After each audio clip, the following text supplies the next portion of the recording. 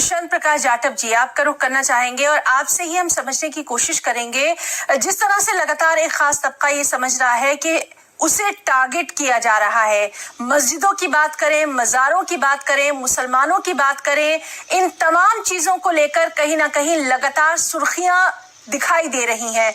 आखिर ये चीजें आज के जमाने में कितना मायने रखती है, या फिर मायने रखती है एम्प्लॉयमेंट, एजुकेशन, हेल्थ, रोड, पानी?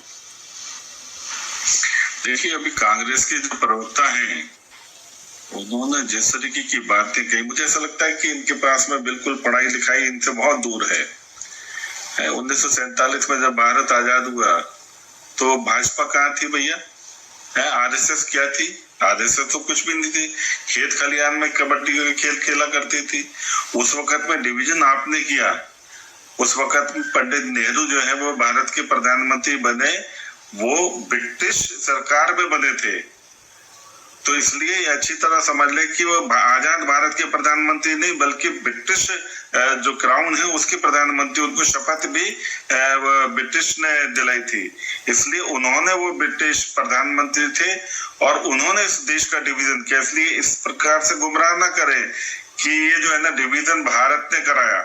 हिंदुस्तान का डिवीजन पाकिस्तान बनाने का काम जो है और बांग्लादेश बनाने का काम केवल और केवल कांग्रेस ने किया।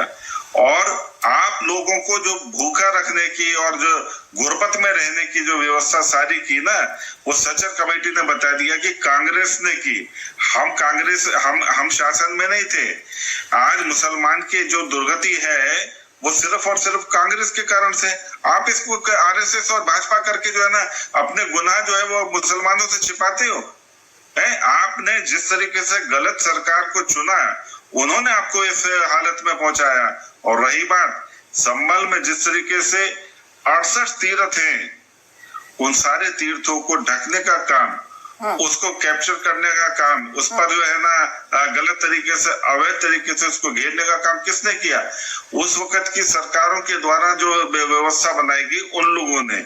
आज अगर जो वहां से वो सब चीजें हटाई जा रही हैं, उन तीर्थों को आजाद किया जा रहा, आप उसमें जो है ना मजार और जो है ना बुलडोजर ढूंढ रहे हैं। आपने उस वक्त में, जिस वक्त में इन पर एनक्रोचमेंट हो रहा था मंदिरों के ऊपर, तीर्थों के ऊपर, आप उस वक्त में चुप्पी साध करके बैठे रहे।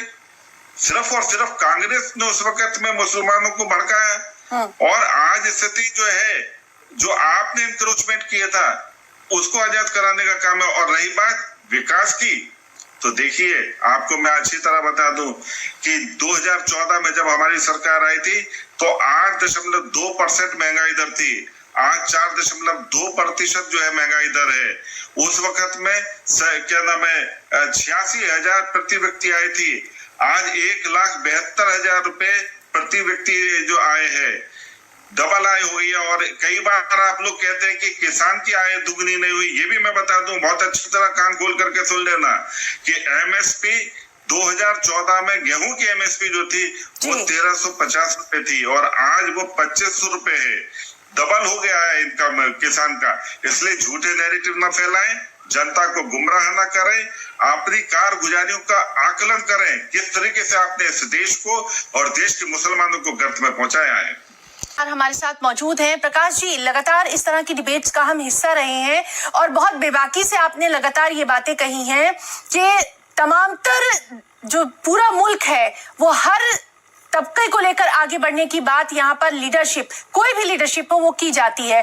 तो कम से कम अब तमामतर पुरानी सरकारों पर इल्जाम तराशियां छोड़नी होगी और नए सिरे से आगे बढ़ना होगा।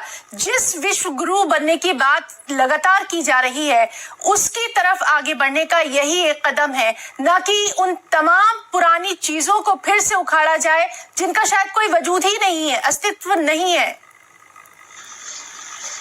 देखिए, सबसे पहले तो हमारे कांग्रेसी जो मित्र हैं इस चीज को समझें कि हमारी जीडीपी तो पहले वो 30% से अधिक थी और उसके बाद में वो धीरे धीरे गिरती रही और 17वीं शताब्दी में जाकर के उसकी स्थिति काफी खराब हुई। और ब्रिटिशर्स के समय में ये जो है, चूंकि उन्होंने अपना प्रोडक्शन भारत में लागू करना शुरू किया तो यहाँ की जीडीपी पर बहुत उसका असर पड़ा। तो इसलिए भारत विश्व गुरु था और अब पुनः विश्व गुरु बनने की दौड़ में इस वक्त में आगे बढ़ रहा है। तो इसलिए ऐसा नहीं है कि भारत में सुई भी निर्मित नहीं होती थी, दुनिया यहाँ पर व्यापार करने आती थी। यहाँ पर जो है जहाँ व्यापार होगा, जहाँ पैसा होगा, वहां ही लुटेरे भी आएंगे, आक्रांता भी आएंगे। इसलिए दोनों ही यहाँ आए और दोनों अपना काम करके गए। और कुछ लोग यहाँ रह गए तो उन्होंने यहाँ की रियासतों पर कब्जा कर लिया, उन्होंने काम यहाँ पर जो है शासक बने। तो ये एक प्रक्रिया पिछले 2000 वर्षों में रही है। मगर इसका ठिकाना जो है ये केवल आरएसएस के ऊपर थोपना या भाजपा के ऊपर थोपना, इन सब चीजों से बचे। जनता को समझ में आता है, ये सब चीजें समझ में आती है। मैं तमाम मुस्लिम साथियों के साथ में जब चर्चा करता हूँ, वो बोलते हैं कि हमारे फोर फादर्स जो है वो हिंदू थे। वो अपने पूरे जो है ना सजरा जो है वो बताते हैं कि इतनी पीढ़ी पहले हमारा परिवार जो है वो हिंदू था। और यहाँ तक कि एक ही परिसर में मस्जिद भी और मंदिर भी है, और दोनों ही भाई जो हैं वो मंदिर में और मस्जिद में दोनों में अपने अपने धर्म की इबादत करते हैं, ईश्वर को याद करते हैं, ईश्वर की इबादत करते हैं। ऐसे लगभग 64 उत्तर प्रदेश के अंदर स्थान है जहां पर आधा परिवार हिंदू है और आधा परिवार मुस्लिम है। तो ये सही बात है कि हमारे यहाँ पर जो हिंदुस्तान का डेवलपमेंट और हिंदुस्तान जो चल पाएगा वो बिल्कुल एक दूसरे के साथ ही चल पाएगा। और मैं हमेशा एक बात कहता हूँ कि हमें भाई भाई मत बनाओ, हम भाई हैं, हिंदू मुस्लिम भाई हैं। ऐसा हिंदू मुस्लिम भाईचारे का जो ज्ञान है वो कांग्रेस हमें न दे। हम हिंदू मुस्लिम भाई हैं, हमें कोई अलग नहीं कर सकता। पूजा करने की पद्धति ना हमारे इष्ट देवों को, पिता को बदल सकती है, हमारे पूर्वजों को नहीं बदल सकती। इसलिए बहुत अच्छी तरह एहतराम के साथ में इस चीज को समझें कि केवल पूजा अगर आप अरबी में पढ़ रहे हैं, उर्दू में पढ़ रहे हैं, मैं हिंदी में पढ़ रहा हूँ, कोई इंग्लिश में पढ़ रहा है तो ईश्वर बदल जाएगा, ऐसा नहीं है। हम इस देश के बाशिंदे हैं, इस देश को हमने मिलकर के आगे बढ़ाना है। इसलिए इस प्रकार की पीढ़ी जैसे नए मसलात लेकर के आना है और हिंदू मुस्लिम के मसलात लेकर के आना, इस प्रकार की बातों से कुछ नहीं निर्णय निकलने वाला, कोई निष्कर्ष नहीं निकलने वाला। हम आज के समय में बहुत बढ़िया डेवलपमेंट कर रहे हैं। मोदी जी जितनी भी योजनाएं चला रहे हैं उसका लाभ हर एक को मिल रहा है, चाहे वो उसमें ये नहीं है कि हिंदुओं को नहीं मिलेगा या मुसलमानों को नहीं मिलेगा, सबको मिल रहा है। जिसको जरूरत है उसको मिल रहा है। किसानों को पूरा पैसा पेंशन मिल रहा है, 13 करोड़ किसानों को किसान निधि मिल रही है, 80 करोड़ लोगों को फ्री राशन मिल रहा है, 4.5 करोड़ लोगों को मकान मिल गए। 4.5 करोड़ लोगों को मकान मिलने के बाद में हमने जो है ना भगवान राम के मंदिर का जो है निर्माण किया है, और वो सरकार ने नहीं किया बल्कि एक ट्रस्ट ने किया है। तो इस प्रकार से इस देश में सभी चीजें आगे बढ़ रही हैं। हम का मतलब है हिंदू और मुसलमान सब मिलकर के इस देश के निर्माण में पूरी भागीदारी दे रहे हैं। कई बार सुनने में आता है कि मुस्लिम परिवार जो है बड़े हैं और वो इनकम टैक्स जो है हिंदू देते हैं उसे पलते हैं, ऐसा नहीं है। वो भी इस चीज को समझ लें कि अगर एक अंकल चिप्स का पैकेट वो बच्चा खाता है तो उसके ऊपर वो जो जीएसटी देता है, वो देश के लिए वो इनकम टैक्स है। जो पेट्रोल वो लोग जो भरते हैं, यानी एक बार फिर आप ये कहना चाहते हैं कि सब मिलजुल कर ही आगे बढ़ रहे हैं, सब मिलजुल कर इस देश को चला रहे हैं। संजीव उनियाल जी।